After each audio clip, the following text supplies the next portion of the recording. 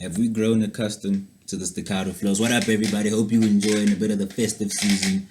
Mine only started recently, but it is what it is. I'm actually here with a review for Side B, or what's it, the deluxe edition of Music to Be Murdered By, the latest project by Eminem, which is pretty crazy. Like that means Eminem actually bookended this year with like an Eminem release. You know, the beginning of the year was Side A, the end of the year was Side B. And in terms of like the whole deluxe edition trend, obviously Slim Shady was gonna get in on it. But the thing about him is like he's got so much power that he'll probably like not only have more first week sales than everybody else with his deluxe edition, but chances are M will.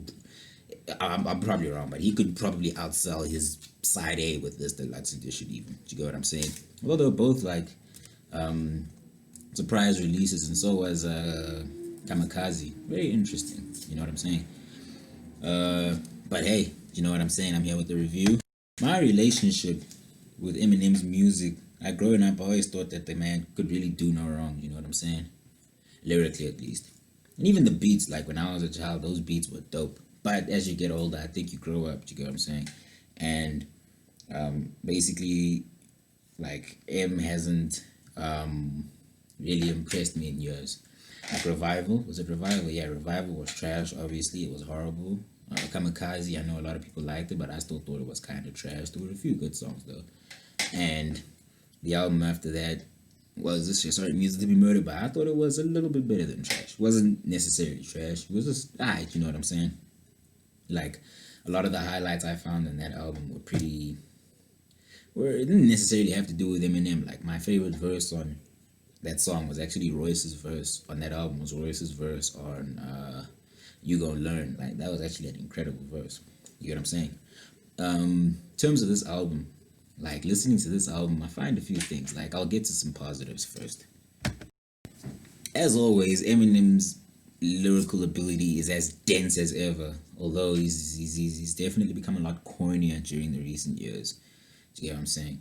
And obviously, number one, he's never gonna get over the fact that things have changed and he's not necessarily as invincible as he may once have been, which is cool because now I see he's giving out like advice to Drake and I guess a lesser extent Future, Amigos, etc., chants about how the fans can turn on you and all that stuff. That's true, but maybe they'll turn on you because they're also not gonna like accept the shit anymore. And even on top of that, Eminem, if he looks at his core fan base, I mean, he was the most streamed artist this year. And on top of that, the reactions to this album, like, this is probably the most negative reaction he's probably gonna get if I'm just being a bit predictive. Because apart from maybe like Fantano, he should be getting positive reviews for this project. He probably will. The beat selection on this thing, oh my god.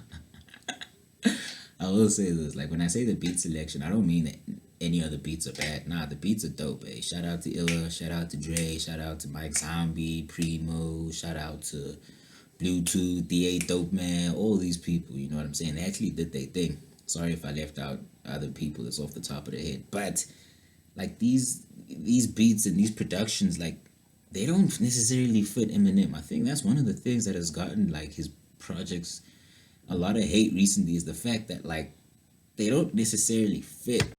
It'd be like him jumping on a trap song. Like ever since he did No Favors, was it No Favors on that Big Short album? I decided, right? Yeah.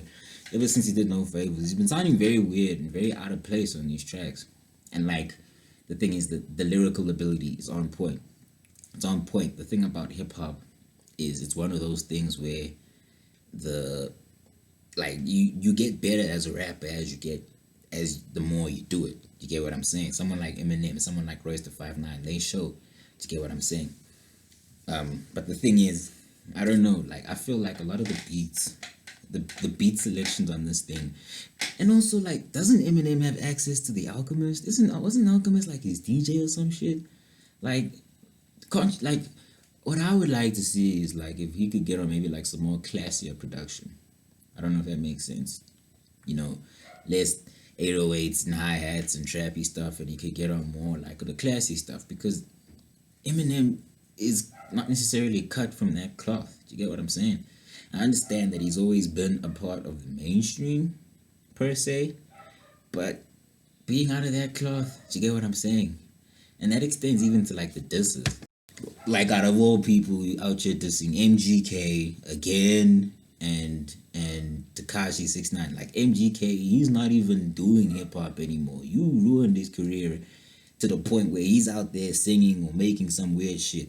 And Takashi, he definitely gonna take advantage of this. No way is a trophy gonna let this type of thing go. But that's another thing with M. Like M is so respected by the community, and he always focuses on like the weird people. Like on, was it Kamikaze, where he was like, oh, Lil Pump, Lil Yachty, Lil Tay, etc., etc. Man, throw a bone to Joey Bad. Throw a bone to the Griselda Boys. Throw a bone to Boogie. Why is Boogie not on this album? Why is Conway not on this album? Why is Westside not on this album? And I understand you're gonna say, oh, because Westside just left and things are bad. I don't know. Like, was he ever gonna be on this album in the first place? You get what I'm saying? Like, these things are weird, man. Like, I love Ty Dolla $ign, but seeing Ty Dolla on like the Eminem project is weird, man. And that song was high. It wasn't bad or anything, but it was, and listening to that higher song, what the fuck is that beat and what the is that hook? Like, oh my gosh. That's some funny shit when I hear Eminem like rapping on that type of stuff. But hey, you know what? Again, as I said, this is probably going to be the most negative review you're going to hear on that thing, because chances are the reactions to this thing should be good. I get the Alfred Hitchcock theme, but like these things are weird. Like Eminem is stuck in such a hard place between underground and commercial. Like, he's not finding that middle ground. There's like that middle ground. Like, you got songs here like discombobulated and shit, and then you got things featuring Ty Dolla, etc. Everybody likes Zeus. Like, maybe Zeus was a bit better, although the beat again is dope. But like, maybe it's the staccato flows that I feel like they can't necessarily fit like Eminem's, like the beats that he's choosing. Like, you gonna rap on these staccatos and everything. Like, it's just weird.